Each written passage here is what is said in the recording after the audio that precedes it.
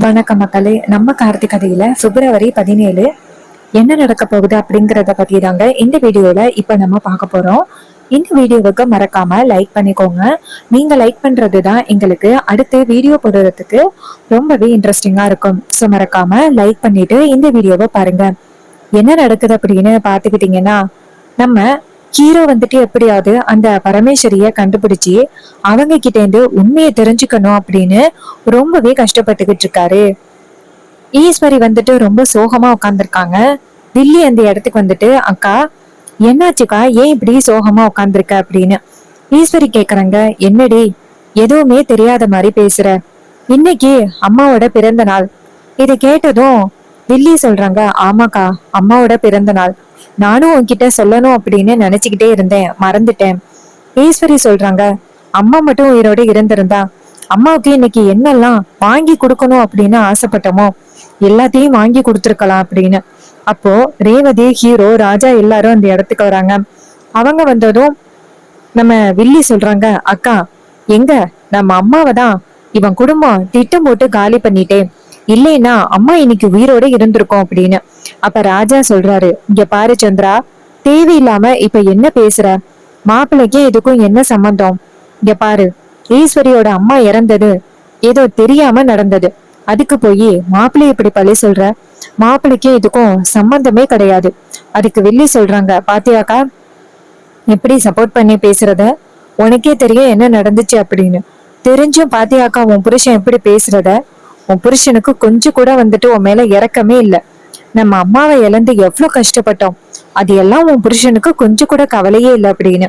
அப்ப ராஜா சொல்றாரு, இங்க பாரு சந்திரா, இந்த குடும்பத்துக்கு நீ நல்லது பண்ணலனாலும் பரவாயில்ல, இந்த மாதிரி ஏதாவது சொல்லி கொடுத்து பிரச்சனையை பெருசாக்காம இருந்தாலே போதும். இங்க பாரு ஈஸ்வரி, எனக்கும் தெரியும் இன்னைக்கு அத்தியோட பிறந்த நாள் அப்படின்னு எனக்கு நல்லாவே தெரியும். மாப்பிள்ளைக்கு நேத்தே தெரியும். அதற்கான ஏற்பாடுகள் எல்லாமே பண்ணிட்டாரு. ஆசிரமத்துல இருந்து கோவில்ல இருந்து எல்லா இடத்துலயும் உங்க அம்மா சார்பா அன்னதானம் நடந்துகிட்டு இருக்கு, உனக்குதான் தெரியல அப்படின்னு. இது கேட்டதும் ஈஸ்வரி கேக்குறாங்க, ஏன் அம்மாவுக்கு இந்த மாதிரி ஏற்பாடு பண்றதுக்கு அவன் யாரு அப்படின்னு. அப்ப வில்லி சொல்றாங்க, கேளுக்கா, நல்லா கேளு, புள்ளையும் கிள்ளி விட்டுட்டு தொட்டில ஆட்டி விடுறதுன்னு சொல்லுவாங்களே, அதான் போல இவன் பாட்டுக்கும் இவன் குடும்பத்துல உள்ளவங்க நம்ம அம்மாவை காலி பண்ணிட்டு இப்ப ரொம்ப நல்லவன் மாதிரி நடிக்கிறத பாத்தியாக்கா அப்படின்னு.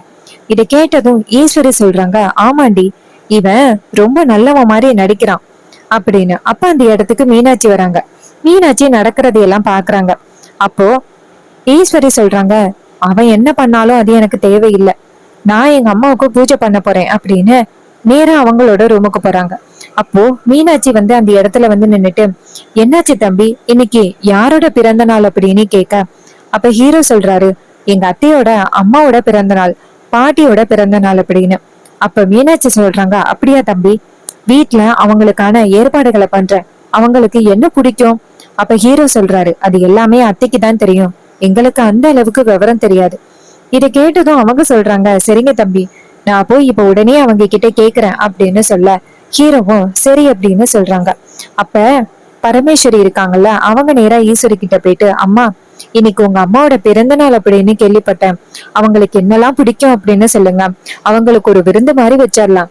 இது கேட்டதும் ஈஸ்வரி சொல்றாங்க, எங்க அம்மாவுக்கு பாயாசம்னா ரொம்ப பிடிக்கும், சாம்பாரு வெஜ் ஐட்டம்னா உங்களுக்கு ரொம்ப பிடிக்கும். இது கேட்டதும் அவங்க சொல்றாங்க, அவ்வளவுதானம்மா, எல்லாத்தையும் இன்னும் 1 மணி நேரத்துல சமைச்சு எடுத்துட்டு வரேன், உங்க அம்மாவுக்கு எப்படி எல்லாம் வச்சு சாமி கும்பிடணும்னு நினைக்கிறீங்களோ அப்படி வச்சு சாமி கும்பிடுங்க அப்படின்னு பரமேஸ்வரி நேரா அவங்களோட ரூமுக்கு கிச்சனுக்கு போயிட்டு தேவையான எல்லாத்தையுமே சமைக்கிறாங்க. சமைச்சு முடிச்சுட்டு எல்லாத்தையும் எடுத்து வச்சுட்டு நேரா ஈஸ்வரி கிட்ட, அம்மா எல்லாமே சமையல் முடிஞ்சிருச்சுமா, எடுத்துக்கொண்டு போய் வச்சே, நீங்க இலையில பரிமாறுறது மட்டும்தான் மிச்சம். இது கேட்டதும் ஈஸ்வரியும் சரி அப்படிங்கிறாங்க. எல்லாத்தையும் எடுத்து கொண்டாந்து வைக்கிறாங்க. அப்ப சிவகாமியோட போட்டோவை கொண்டாந்து வெளியில வைக்கிறாங்க. அப்பதான் மீனாட்சி அந்த போட்டோவை பாக்குறாங்க. பார்த்துட்டு ரொம்ப நல்லவங்களா இருக்காங்க, அவங்களுக்கு என்ன ஆச்சு அப்படின்ட்டு. அப்போ அங்க இருக்கிற பேரை பாக்குறாங்க. சிவகாமி அப்படின்னு பேரை பார்த்ததோட பரமேஸ்வரிக்கு ஒரு குழப்பம், இந்த பேரை வந்து நான் எங்கேயோ கேள்விப்பட்டிருக்கனே அப்படின்னு. அப்ப ஈஸ்வரி நேரா பரமேஸ்வரியை பார்த்து, என்னங்க கொஞ்சம் தண்ணி கொண்டு வாங்கலாம் அப்படின்னு சொல்ல மீனாட்சியும் சரி அப்படின்னு சொல்லிட்டு குழப்பத்தோடய ரூமுக்குள்ள போறாங்க. அங்க போயிட்டு தண்ணி கொண்டாந்து குடுக்குறாங்க ஈஸ்வரி கிட்ட. ஈஸ்வரி கிட்ட கொடுத்து இவங்கதான் உங்க அம்மாவா அப்படின்னு சொல்லி கேட்க ஈஸ்வரி சொல்றாங்க, ஆமா, இவங்கதான் என்னை பெத்த தெய்வம். எங்களை விட்டு சீக்கிரமா போயிட்டாங்க சில சூழ்ச்சியால. இது கேட்டதும் பரமேஸ்வரி கேக்குறாங்க, என்னது சூழ்ச்சியா? அப்ப ஈஸ்வரி சொல்றாங்க, அதை பத்தி இன்னைக்கு நான் பேச விரும்பல அப்படின்னு சொல்ல பரமேஸ்வரி சொல்றாங்க, சரிங்கம்மா அப்படின்னு சொல்ல அப்ப அந்த பேரை மறுபடியும் பாக்குறாங்க பரமேஸ்வரி. இந்த பேரை நான் எங்கேயோ பாத்திருக்கனே அப்படின்னு. அப்ப பரமேஸ்வரிக்கு டக்குன்னு ஒரு யோசனை. நேரா அவங்களுடைய ரூமுக்கு போறாங்க. போயிட்டு அங்க இருக்கிற ட்ரம் பொட்டியை எடுக்கிறாங்க. எடுத்துட்டு உள்ளார இருக்கிற பேப்பர்ஸை எடுக்கிறாங்க. உள்ளார இருக்கிற பேப்பர்ஸ்ல சிவகாமி அப்படின்னு இருக்கு. அந்த சண்முகம் கொடுத்த பேப்பர்ஸ்ல இந்த ரிப்போர்ட்ஸ்ல அப்படி இருக்கிறத பார்த்துட்டு பரமேஸ்வரி நினைக்கிறாங்க, இதுல சிவகாமின்னு இருக்கு. ஈஸ்வரி அம்மா அவங்க அம்மாவுக்கு ஏதோ சூழ்ச்சி நடந்துச்சு அப்படின்னு சொல்றாங்க. ஒருவேளை அவங்களுக்கும் இந்த சிவகாமிக்கும் ஏதாவது தொடர்பு இருக்குமா? ஒருவேளை இவங்கதான் நான் தேடி வந்த சிவகாமியா அப்படின்னு ஒரே சந்தேகமா இருக்கு நம்ம பரமேஸ்வரிக்கு. இதை யாருகிட்ட நம்ம கேக்குறது அப்படின்னு யோசிக்கிறாங்க. அப்பதான் ஈஸ்வரியோட தங்கச்சி இருக்காங்கல்ல, அவங்க கிட்ட கேட்கலாம் அப்படின்னு மீனாட்சி முடிவு பண்றாங்க. ஈஸ்வரி வீட்டுல உள்ள எல்லாரையுமே கூப்பிடுறாங்க. எல்லாரும் அந்த இடத்துக்கு இருந்தது சாமி கும்பிடுறாங்க. சாமி கும்பிட்டு முடிச்சதோட எல்லாரும் அவங்க இடத்துக்கு போறாங்க. அப்ப நம்ம பரமேஸ்வரிக்கு ஒரே குழப்பமா இருக்கு. கண்டிப்பா இதுக்கும் இந்த போட்டோல உள்ளவங்களுக்கு ஏதோ ஒரு தொடர்பு இருக்கு. நம்ம அவங்க அந்த அம்மாட்ட கேட்போமா அப்படின்ட்டு நம்ம பரமேஸ்வரி நேரா அந்த வில்லி கிட்ட போயிட்டு, என்னங்க உங்ககிட்ட கொஞ்சம் பேசணும். அப்ப வில்லி சொல்றாங்க, இங்க பாரு, எனக்கு பேசுறதுக்கெல்லாம் டைம் இல்ல, எனக்கு வேலை இருக்கு அப்படின்னு சொல்லிட்டு அந்த இடத்துல இருந்து போறாங்க. சோ இத பார்த்துட்டு பரமேஸ்வரி நினைக்கிறாங்க, நம்ம வேற யாருகிட்ட பேசுறது? இந்த வீட்டுல ரொம்ப நல்ல தம்பியா இருக்கிறது பாரு மயில தம்பி தான், அவர்கிட்டயே போய் கேட்கலாமே அப்படின்னு நேரா மயில போய் பார்த்து, தம்பி உங்ககிட்ட ஒரு முக்கியமான விஷயம் கேட்கணும் அப்படின்னு மயில சொல்றாரு. சொல்லுங்கம்மா, என்ன முக்கியமான விஷயம் அப்படின்னு அவங்க சொல்றாங்க, தம்பி அந்த போட்டோல இருக்கிறவங்க எப்படி இறந்தாங்க அப்படின்னு. இதை கேட்டதும் மயிலு சொல்றாங்க, அது ஒரு பெரிய கதைம்மா, ஏன் உங்களுக்கு? மீனாட்சி சொல்றாங்க, இல்ல சொல்லுங்களேன், ஈஸ்வரி அம்மா ரொம்ப கவலைப்பட்டாங்க. பரமேஸ்வரி கேக்குறாங்க, சொல்லுங்க தம்பி, என்ன கதைன்னு சொல்லுங்களேன் அப்படின்னு. உடனே நம்ம மயிலு சொல்றாங்க, இது மாதிரி எங்க அத்தை இருக்காங்களா, அவங்களோட அம்மா தான் சிவகாமி. அவங்க இப்ப வீட்டுல என் சகல ஒருத்தர் இருக்காருல்ல, அவருடைய பாட்டி வீட்டுல வேலை பார்த்துக்கிட்டு இருந்தாங்க. அப்போ ஈஸ்வரி அம்மாவுக்கெல்லாம் ஒரு 7-8 வயசு இருக்கும். ஈஸ்வரி மேடத்தோட அம்மா ரொம்ப நல்லவர் கிடையாது. அவரு எப்ப பார்த்தாலும் வீட்டுக்கு பிரச்சனை பண்ணிக்கிட்டே இருப்பாரு. இதனால அவங்க வீட்டை விட்டு வெளியில வந்துட்டாங்க. பாட்டி வீட்டுலதான் தங்கி இருந்தாங்க. அப்போ ஒரு பெரிய விஷயம் நடந்துச்சு. நகை காணாம போனுச்சு. அப்ப எல்லாருமே சேர்ந்து ஈஸ்வரியோட அம்மா மேல பழி போட்டுட்டாங்க. இதனால அவங்க அப்படியே மயங்கி விழுந்து இறந்துட்டாங்க.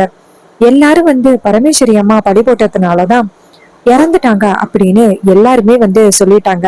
இதனால எங்க அத்தை ரொம்ப கோவப்பட்டு ரொம்ப பெரிய முடிவு எடுத்துட்டாங்க. அதுக்கப்புறம் 2 குடும்பமும் பிரிஞ்சிருச்சு. இந்த நாள் வரைக்கும் 2 குடும்பமும் ஒண்ணு சேரவே இல்லை. ஆனா இது எல்லாத்துக்கும் பாட்டி காரணம் இல்ல, வேறு ஒருத்தவங்க காரணம். அதுதான் யாரு அப்படின்னு தெரியல. அவங்கள கண்டுபிடிச்சிட்டா இந்த குடும்பம் ஒண்ணு சேர்ந்துரும். அதுதான் எப்படி கண்டுபிடிக்கிறதுன்னு தெரியல. சண்முகம்னு ஒருத்தர் இருந்தாரு, அவருக்குதான் இந்த விஷயம் எல்லாமே தெரியும். அவரு உண்மையை சொல்ல வர நேரத்துல முத்து அப்படிங்கிறவன் அந்த சண்முகத்துக்கு ஆபத்து கொடுத்துட்டான். இதனால அவரும் இறந்துட்டாரு. எங்களால இப்ப எந்த பக்கம் உண்மையை கண்டுபிடிக்கிறதுன்னு தெரியல, ரொம்ப குழப்பத்துல இருக்கும். இதை கேட்டதும் செம ஷாக் ஆகுறாங்க பரமேஸ்வரி. ஏன்னா இவ்வளவு நாளும் நம்ம தேடிக்கிட்டு இருந்த குடும்பம் இந்த குடும்பம் தானா அப்படின்னு ரொம்ப அதிர்ச்சி ஆகுறாங்க பரமேஸ்வரி. இந்த ரிப்போர்ட்ஸ நம்ம உடனே இவங்க கிட்ட கொடுத்தாதான் சரியா வரும் அப்படின்னு நினைச்சுக்கிட்டு நேரா மயில பார்த்து, அந்த சண்முகம்னா கான்ஸ்டபிளா இருந்தாரு, அந்த சண்முகத்தை சொல்றீங்களா தம்பி அப்படின்னு சொல்ல, இது கேட்டதும் மயில சொல்றாரு, ஆமாங்கம்மா, கான்ஸ்டபிளா இருந்தாரு, அவரைத்தான் நாங்க சொல்றோம். இதை கேட்டதும் ரொம்ப அதிர்ச்சி ஆகுறாங்க பரமேஸ்வரி. சோ நம்ம இத்தனை நாளும் தேடி வந்தது இந்த குடும்பம் தானா? அப்ப அந்த சிவகாமி அம்மாவோட ரிப்போர்ட்ஸ் தான் நம்ம இப்ப கையில வச்சுக்கிட்டு இருக்கோமா? இப்ப அந்த ரிப்போர்ட்ஸை இவங்க கையில கொடுத்தே ஆகணுமே. அப்படி இல்லைன்னா நம்ம கண்டிப்பா ஏதாவது பிரச்சனையை சந்திக்கிறதுக்கு வாய்ப்பு இருக்கு. இதுக்கு பின்னாடி நிறைய ஆபத்து இருக்குன்னு தெரியுது.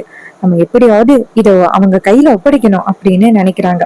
அப்ப என்ன பண்றாங்கன்னா நேரா மயில பார்த்து, இங்க பாருங்க தம்பி, உங்க மாப்பிள்ளை எங்க அப்படின்னு. மயில சொல்றாரு, அவரு ஒரு முக்கியமான விஷயமா வெளியில போயிருக்காரு, இன்னும் கொஞ்ச நேரத்துல வந்துருவாரு. அப்ப பரமேஸ்வரி சொல்றாங்க, தம்பி அவர்கிட்ட ரொம்ப முக்கியமான ஒரு விஷயத்த நான் ஒப்படைக்கணும். இதை கேட்டதும் மயில சொல்றாரு, சரி நான் உடனே வர சொல்றேன் அப்படின்னு நேரா நம்ம ஹீரோவுக்கு போன் பண்றாங்க. ஹீரோ போன் அட்டென்ட் பண்ணி சொல்லுங்க அப்படின்னு சொல்ல மயிலு சொல்றாரு, சகல என்னன்னு தெரியல, நம்ம வீட்டுல வேலை பார்ப்பாங்கல்ல ஒரு அம்மா, அந்த அம்மா உங்ககிட்ட ஏதோ ஒரு முக்கியமான விஷயத்த ஒப்படைக்கணுமா, உங்களை கூப்பிடுறாங்க. இதை கேட்டதும் ஹீரோ சொல்றாரு, என்னது ரொம்ப முக்கியமான விஷயமா, சரி ஓகே நான் வரேன் அப்படின்னு சொல்லிட்டு அவரு போனை கட் பண்றாரு. அப்புறம் ஹீரோ நேரா வீட்டுக்கு வர்றாரு. ஹீரோ நேரா மாடிக்கு போயிட்டு பரமேஸ்வரிய பார்த்து, வணக்கம்மா, என்கிட்ட ஏதோ முக்கியமான விஷயம் சொல்லணும் அப்படின்னு சொன்னீங்களாம்ல. அப்ப பரமேஸ்வரி சொல்றாங்க, தம்பி இத்தனை நாளும் நான் உங்க குடும்பத்தை தான் தம்பி தேடிக்கிட்டு இருந்தேன். சண்முகம் இருக்காருல்ல, அவருடைய மனைவிதான் நானு. அந்த டயத்துல நான் அவர் கூட ரொம்ப தப்பான உறவுல தான் இருந்தேன். அதுக்கப்புறம் நான் ரொம்பவே கஷ்டத்தை அனுபவிச்சேன். இதனால இப்போ இப்பயும் நான் கஷ்டத்தை அனுபவிச்சுக்கிட்டு இருக்கேன். அவர் ஒரு நாள் என்கிட்ட ஒரு ரிப்போர்ட்ஸை கொண்டாந்து கொடுத்து, இது ரொம்ப முக்கியமான ஒரு ஃபேமிலியோட கைக்கு போகணும், அதை நான் சொல்லுவேன், அப்ப நீ கொண்டு போய் கொடு அப்படின்னு சொல்லி என்கிட்ட கொடுத்தாரு. நானும் இதை பத்திரமா கொஞ்ச நாள் வச்சிருந்தேன். அதுக்கப்புறம் திடீர்னு அவரு இறந்து போயிட்டாரு. இந்த ரிப்போர்ட்ஸை யாருக்கிட்ட கொடுக்கணும் அப்படின்னு என்கிட்ட சொல்லவே இல்லை. இதை யாருக்கிட்ட கொடுக்கறதுன்னு தெரியாம இதை வச்சுக்கிட்டு நான் தவிச்சுக்கிட்டு இருந்தேன் தம்பி. இப்பதான் இன்னைக்கு சிவகாமி அம்மாவோட பிறந்த நாள் வச்சு இவங்க தானா அப்படின்னு கண்டுபிடிச்சு இதோ இந்த தம்பி கிட்ட என்னெல்லாம் நடந்துச்சோ எல்லாத்தையுமே கேட்டு தெரிஞ்சுக்கிட்டேன். இத்தனை நாளும் இது உங்ககிட்ட கொடுக்கணும் அப்படின்னு தான் நான் காத்துக்கிட்டு இருந்திருக்கேன். தம்பி இந்த ரிப்போர்ட்ஸை பாருங்க, இதுல சிவகாமி அம்மா இதனால இறந்தாங்க அப்படிங்கறதுக்கான ஆதாரம் அப்படியே அச்சு அசலா இருக்கு. இது கேட்டதும் நம்ம ஹீரோவுக்கு செம்ம ஷாக் ஆகுது. இததான் இத்தனை நாளும் நாங்களே தேடிக்கிட்டு இருந்தோம் அப்படின்னு சொல்லிட்டு நம்ம ஹீரோ ரொம்ப அதிர்ச்சியா கேட்க, அப்ப சிவகாமி சொல்றாங்க, ஆமா தம்பி, இந்த ரிப்போர்ட்ஸை தான் நீங்க இத்தனை நாளும் தேடிக்கிட்டு இருந்திருக்கீங்க போல.